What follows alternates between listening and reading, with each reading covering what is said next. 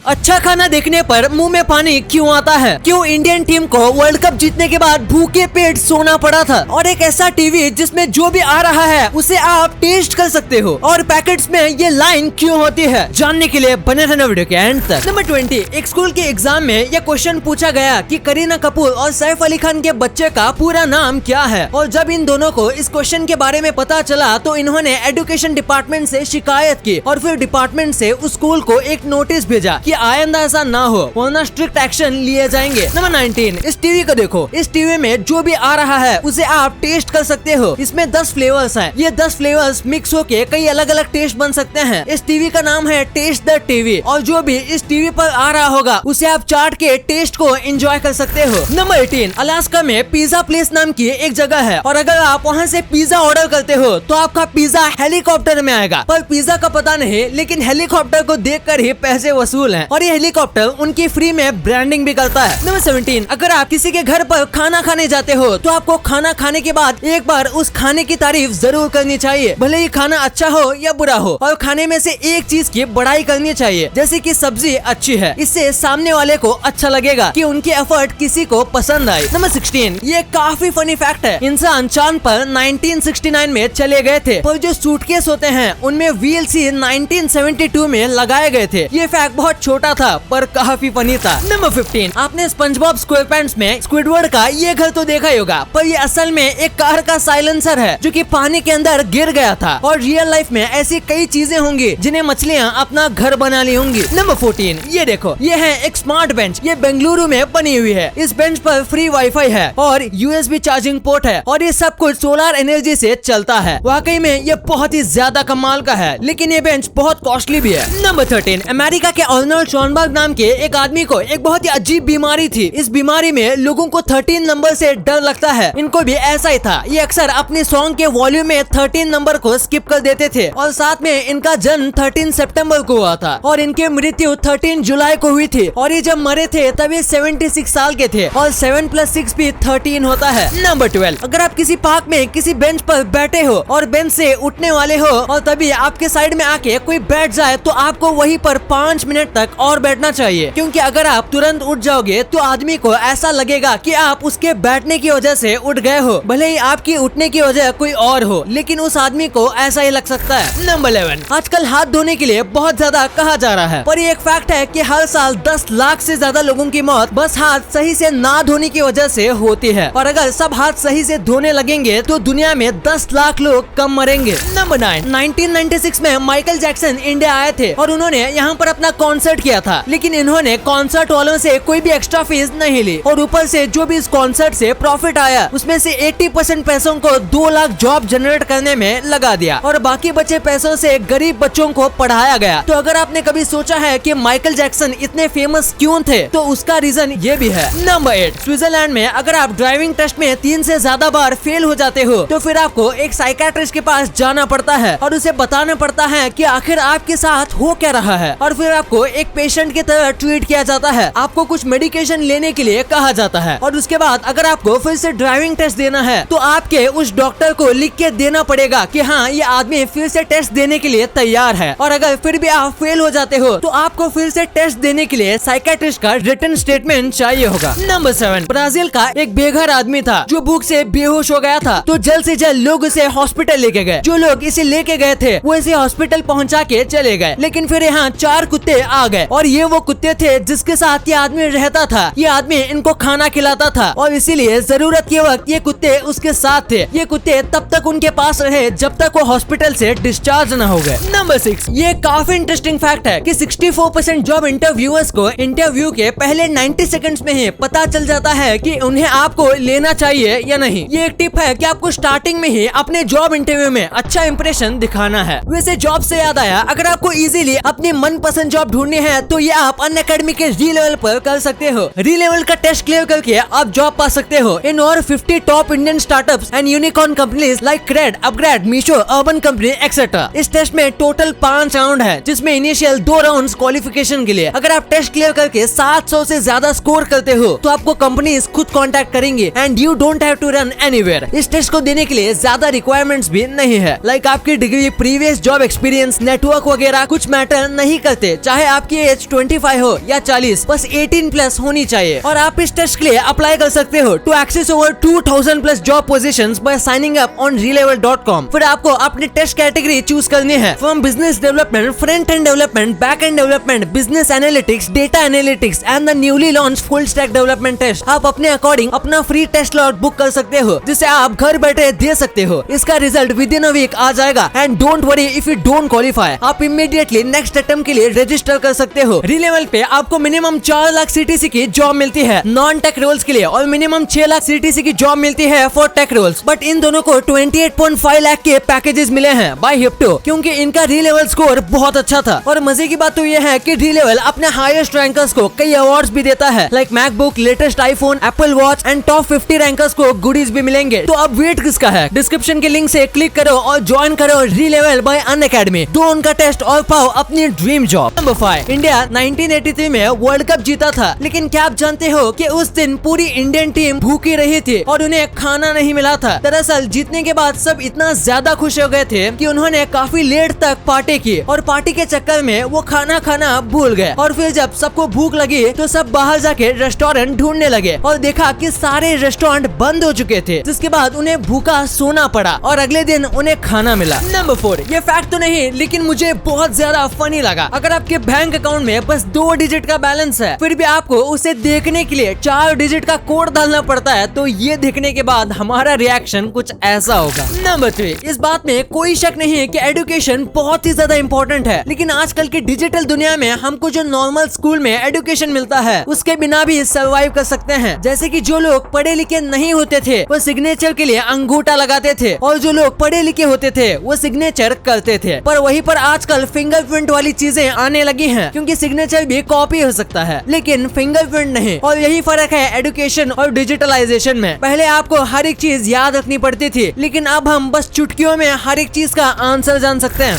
Number 2, आपके साथ कभी न कभी ऐसा जरूर हुआ होगा कि जब भी आप किसी टेस्टी चीज को देखते हो तो आपके मुंह में पानी आने लगता है, लेकिन आखिर ऐसा होता क्यों है? जब भी हम किसी टेस्टी चीज को देखते हैं तो हमारे दिमाग को ऐसा लगता है जैसे कि हम उसे खाने वाले हैं और इसीलिए वो हमारे सलाइवरी ग्लैंड्स को एक्टिवेट कर देता है और इसमें से सलाइवा निकलने लगता है। आप कह सकते हो कि एक तरीके से प्रिपरेशन है, क्योंकि हमारा जो सलाइवा है वो 20% हमारे खाने को मुंह में ही डाइजेस्ट कर देता है। इसीलिए जब भी हम खाने के बारे में सोचते हैं या फिर किसी टेस्टी खाने को देखते हैं तो हमारे मुंह में पानी आ जाता है। नंबर 1, आपने कभी चिप्स के पैकेट में ये लाइन को नोटिस किया होगा, लेकिन क्या आप ये जानते हो कि इसका काम क्या होता है? दरअसल इसके एक नहीं बल्कि बहुत सारे काम हैं। सबसे पहला, जब चिप्स को पैक किया जाता है तब सील करने के दौरान ये हेल्प तो करता ही है, और साथ में चिप्स के पैकेट को एयर टाइट बनाया जाता है और एयर टाइट बनाने में भी ये मदद करता है। इसका सबसे मेन यूज होता है चिप्स के पैकेट को फाड़ने में। अगर आप चिप्स के पैकेट को फाड़ रहे हो तो आपको हमेशा यहाँ से फाड़ना चाहिए। हम अक्सर चिप्स के पैकेट के कोने में काट देते हैं। आपको नहीं पता होगा लेकिन ये एनवायरनमेंट के लिए बहुत ज्यादा हार्मफुल है, क्योंकि चिप्स का पैकेट रिसाइकल हो जाता है, लेकिन छोटा सा पीस जो कटा है वो कभी भी रिसाइकल नहीं होता और फिर ये हमेशा के लिए अर्थ में कचरा बन के रह जाता है।